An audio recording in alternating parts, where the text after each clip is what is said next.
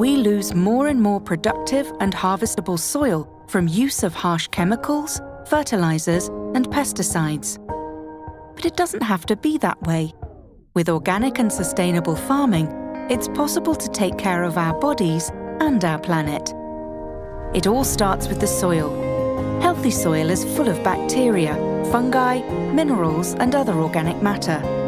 This natural biodiversity helps the soil retain water, resist erosion, and produce more nutrient-dense crops. Rather than killing this biodiversity with chemicals, organic and sustainable farms nurture it. And when we take care of our soil, it takes care of us. Not only does healthy soil produce more nutrient-dense crops, but it remains reusable for future harvests and future generations. When you consume whole food nutrition with ingredients grown on organic and sustainable farms, you're taking part in building a healthier life and a healthier planet.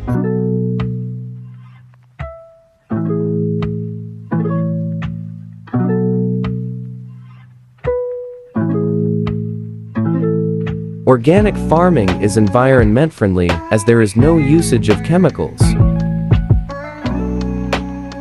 Organic food is more nutritional, healthier, and tastes better. Organic farming reduces pollution. Farmers will have a healthy working environment. The demand for organic food is growing faster than supply, and thus we can get a good return on investment.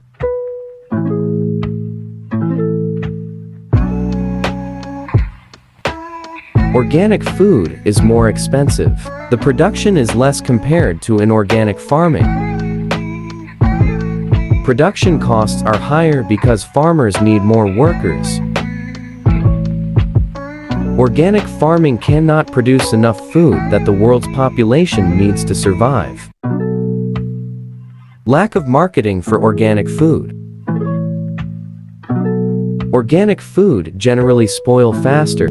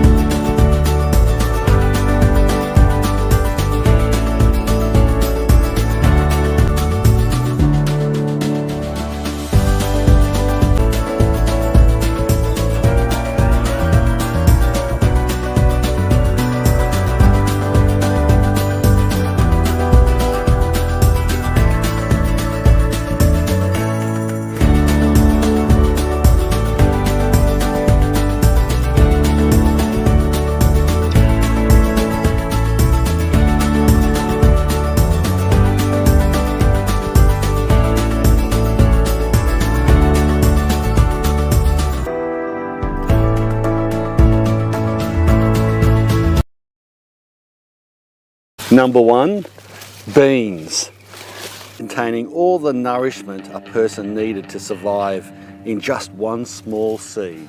Oh, the irony of the spaghetti western. They can be dried, they can be canned, and of course, they can be eaten fresh. Beans have a very flexible growing climate range, and that means in some places, like here in our subtropical climate, pretty hot, beans can be grown all year round. They grow fast. Beans uniquely don't take nitrogen from the soil, unlike a lot of other plants. They do take it from the air though, and then they store it in their own roots, therefore actually adding nitrogen to the soil.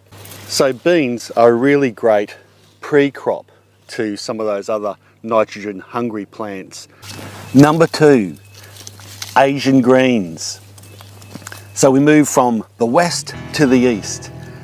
Asian greens are fast growing, highly nutritious, super, and some say cancer fighting wonder foods. Let a bunch of Asian greens go to seed in your garden and you'll never get rid of them. That's a good thing. Asian greens are great raw or cooked. Try Mizuna or Mabuna. or even the mustards like the Red Giant or Ruby Streaks. Now let's head to Europe with number 3, zucchini. Originally from the Americas, the zucchini that we all know was developed in northern Italy, where it was given the name, which also means gourd, squash and marrow. The plant itself isn't a sprawler like other pumpkin vines, so it's great for smaller gardens, but nevertheless it's a big producer and a hearty mouthful. It is really easy to grow, and the speed at which the fruits swell is ridiculous. You can almost see it growing real time. Some zooks can get up to 1 metre long. Actually, the longest zook ever recorded was 2.55 metres. There's also plenty of varieties such as round, yellow, white, and they all taste fantastic raw, cooked, or even pickled. In fact, I pickled some the other day. Now let's head back over to the east, or almost the middle, where number 4, carrot, originated from. You might find this hard to believe, but did you know that the carrot originated in Afghanistan? Yeah, it's true. In fact, evidence shows that carrots grew in Afghanistan over 5,000 years ago. Now I'm telling you, if carrots could grow in Afghanistan, it can grow anywhere. Orange carrots are really only a recent development in the overall scheme of time for this crunchy root vegetable. Original carrots were white or purple and had a very strong taste. A bit like this white carrot here, except the taste is good. But in the old days, they were considered a medicinal food because they were known to be good for you, but tasted like not great. But these days with crossbreeding, carrots are delicious. Carrots seed easily and they also store well after harvest. So they are a top backyard crop to grow and keep using for months after. I do recommend growing these heirloom varieties. There's lots of different colours, they taste great, and if you leave them go to seed, just a few plants, they'll give you thousands of seeds for next season. Number 5, radish. Another perfect root crop vegetable to grow. Apt that it follows after carrots. They reckon it originated from around India or China, but no one knows for sure. Let's say India. Cue the Indian music.